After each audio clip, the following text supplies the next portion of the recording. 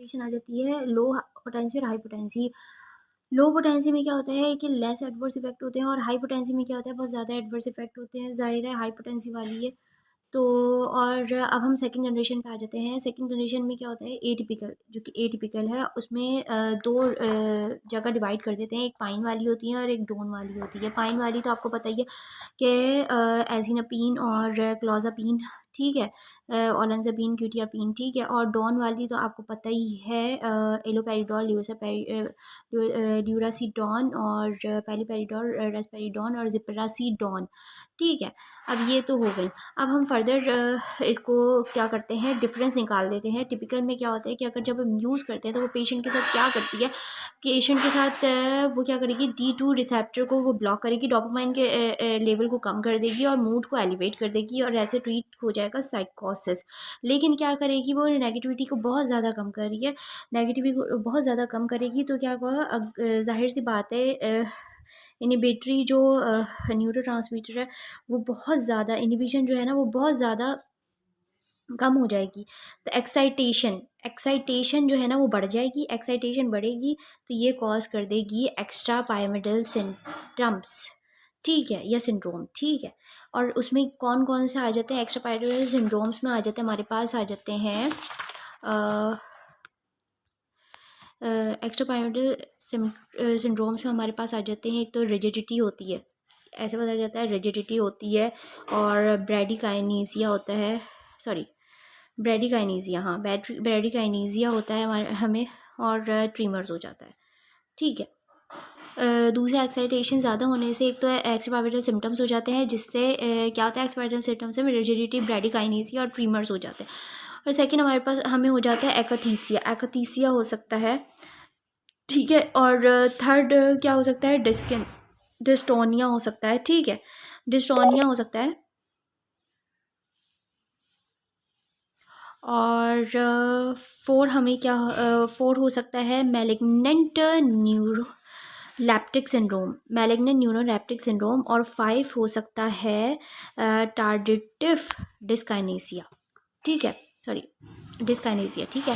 अब क्या होता है कि एक्स्ट्रा पायरामिडल सिम्टम्स और जो एकथीसिया और डिस्टोनिया में हम यूज़ कर सकते हैं, हम यूज़ क्या कर सकते हैं कि ये एंटीकोलिनर्जिक हम यूज़ कर सकते हैं, बेंजहेक्सोल। लेकिन हम टार्डिटिव डिस्काइनेसिया में यूज़ नहीं कर सकते।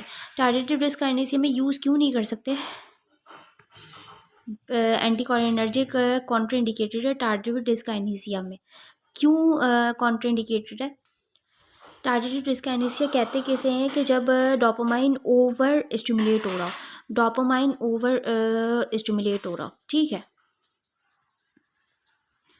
ऐसे होता है टार्डिटिव डिस्काइनेसिया। जैसे कि ये न्यूरॉन है, न्यूरॉन के अंदर ये डोपामाइन रिलीज़ हो रहा है, सॉरी यहाँ पे बना देती हूँ, ये न्यूरॉन है, यहाँ पे डोपामाइन रिलीज़ हो रहा है, ठीक है, डोपामाइन रिलीज़ हो रहा है।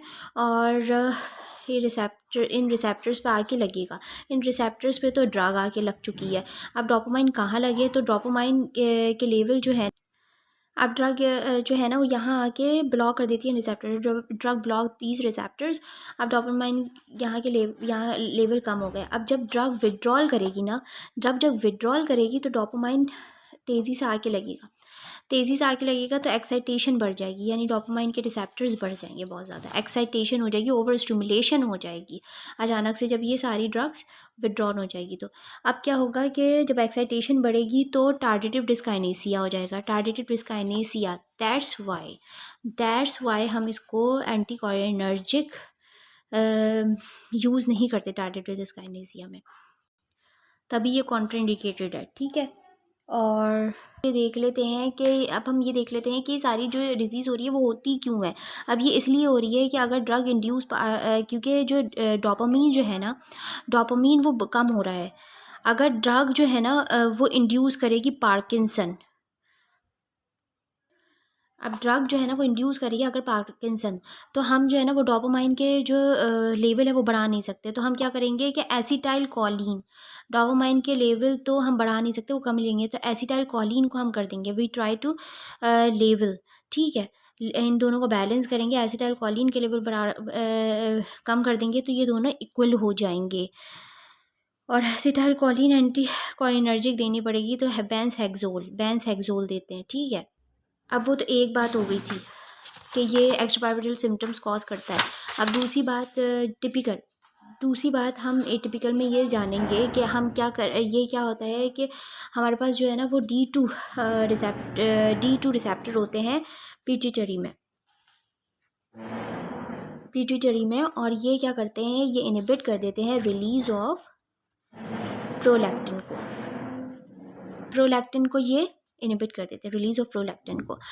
तो अगर हम ये क्या करेंगे कि अगर हम D2 इनहिबिटर दे देंगे, D2 अगर हम फर्स्ट जनरेशन दे देंगे, सही है, अगर हम फर्स्ट जनरेशन दे देंगे जो कि D2 को रिसेप्टर को इनहिबिट कर देगी, फर्स्ट जनरेशन देंगे D2 रिसेप्टर को इनहिबिट करेगी, तो कोई इनिबिशन नहीं होगी यहाँ पे। तो ये रिलीज़ ऑफ इनिबिशन को रोक रही है ना, तो यहाँ पे कोई इनिबिशन नहीं होगी प्रोलैक्टिन की, मतलब रिलीज़ ऑफ प्रोलैक्टिन को रोक रही है, तो यहाँ पे क्या होगा कि यहाँ पे कोई इनिबिशन नहीं होगी, ये प्रोलैक्टिन बढ़ेगा, प्रोलैक्टिन के लेवल बढ़ जाएंगे, ठीक है। तो ऐसे क्या होगा, जब प्रोलैक्टिन की रिलीज़ बढ़ेगी, सो इट अकर्स हाइपर प्रोलैक्टीमिया हो जाएगा, ठीक है, इस वजह से